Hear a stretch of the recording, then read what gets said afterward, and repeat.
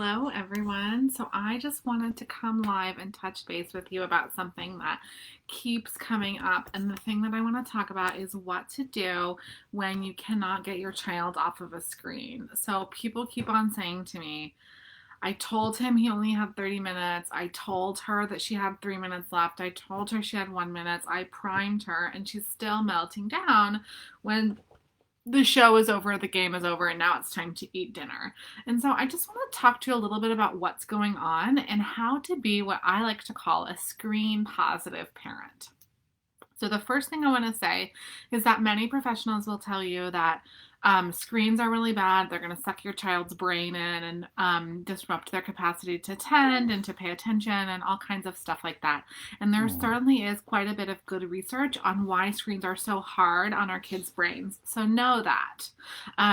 It's also the case that it's different for every child. So knowing your particular child and what happens to them when they get on a screen, and not all screens are created equal. So what happens to them when they're on a FaceTime call versus what happens to them when they're on a TV screen versus what happens to them when they're playing a game are all different.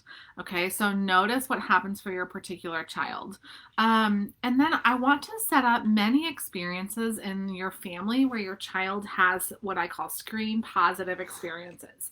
So what that is you are present with your child. So it might be like a movie night that you're doing together. It might be playing a game together, engaging in the thing in a positive way. Definitely put parameters around it.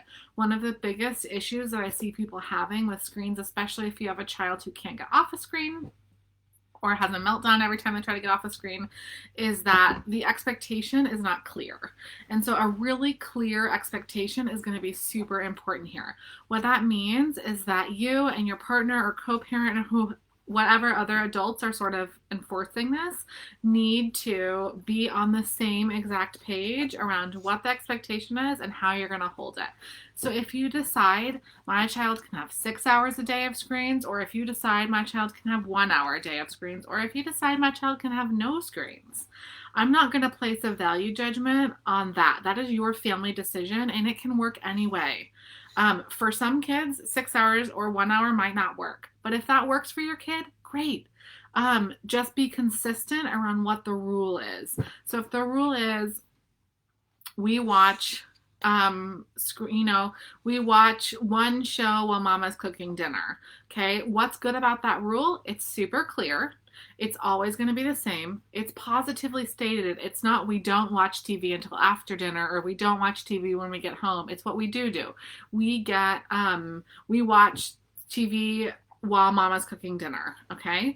And then you want to keep it consistently the same. Now, if that happens, and say you're cooking dinner, and then you give your child like a little warning, like 3 more minutes, 2 more minutes, 1 more minute, and you're over in the kitchen cooking dinner, and your child just sitting in the living room watching the screen, what I want to say to you is you're not really giving a warning. So letting your child know, and I don't even like to call it warning, like it's such a negative association in the body, but priming, okay? So if you're in the kitchen and your child's in the living room, you can't prime them to get off a screen. You're not close enough. In order to prime effectively, so the positive effect, right, if this works, it's like the child gets off the screen without screaming, you need to be close. So that means making yourself the most prominent thing in the child's view. In order to do that, if your child is on a screen, you probably have to disrupt the screen.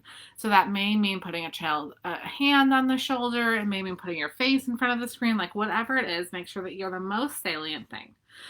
So it's going to be hard to do this when you're cooking dinner and they're on a screen, just noticing that. Okay, so you do the priming where you get in really close, and if you're really close, then I want you to focus on the transition, the closure of the thing. So then we're going to say, okay, it's time to turn it off. Not just the iPad is done and I'm putting it away. I'm going to break it way down. So I want to break it down into like, okay, 5, 4, 3, 2, 1. Now it's time to close iPad. And then I'm going to help the kid close the front of the iPad. Okay, iPad. And then I'm going to say iPad is all done. Let's put iPad on the charging station. So then I'm going to help the child move the iPad. So do you see how I'm breaking the transition down? You might even break it down to like closing the game, pressing the stop button, closing the thing, and then putting it on the charging station. And then I'm going to give the positive direction for what comes next. Okay, so I'm super present through that. So that might take me a couple of minutes to do, but I promise you, that is going to be faster than if you quickly take the iPad away and there's a big giant explosion. Okay, so really priming them, making sure that you're in close, priming them for the transition. Now, if you have a child who really cannot do it, even when you do all that, and most of the time, that gets disrupted not by the child, but by a way that we're not quite doing all of the steps. You're not quite present. There might be some tone in your voice. So really check yourself and really get honest about how the feeling that you're generating in the room and whether you really are priming with closeness, with praise, with a warm tone in your voice, with breaking down the steps. Be really critical and honest around your own actions, because I want to say that almost every time when parents come to me with this issue, I see the video of them doing it and there's some break in the priming or in the relationship, or you're not the most prominent thing in the child's visual field or auditory field, or there's commotion. There's always something else going on. Okay, so all of that said, there are some children who simply cannot manage screens. Okay, and the way to know that you've got sort of a screen problem and you might need to take a break from screens is if you have trouble transitioning off. So if you consistently, and maybe you've gotten some support, maybe you've sent me a video of trying to get off the screen and you were working through it together and it's still not working. And I do want to say, like, get the support. Okay, reach out to a professional if this is really hard. I'm happy to talk to you. Dr. Robin, my mom is happy to talk to you. You can talk with Chrissy D'Agostino. There's tons of people, I will link to them in here, that you could reach out to for support on this. If it's not working, it might be time to say, with no charge, no tone in your voice, it's too tricky. We can try again when you're 7. Or we can try again after Thanksgiving. You're giving yourself a reset. Like I've been noticing, and I would just say it that way, I've been noticing it's really hard when we come off. So we're just going to give ourselves a reset. We'll try again on New Year's. And I bet by then you'll be old enough to know that when the timer goes off, we get off. So that's extreme, but it does work for people, because what happens is you kind of wipe the whiteboard clean, and then you're going to do a reset and replace the screens where you want them with the appropriate boundaries. Now, if you're not ready to do that, I mean, you could also say, like, we're only going to do it for distance learning, or, whatever. If you're not ready to do that, what I want to say to you is consistency is super important. Get on the same page with your co-parent or spouse or whoever is doing this with you. Be super, super, super clear, and try as hard as you can to really take care of yourself so that the charge leaves your voice, and that you're not getting into battles. If it becomes a battleground, I want you to do whatever you can to get off the battleground, and that may be letting screens go for a couple of days.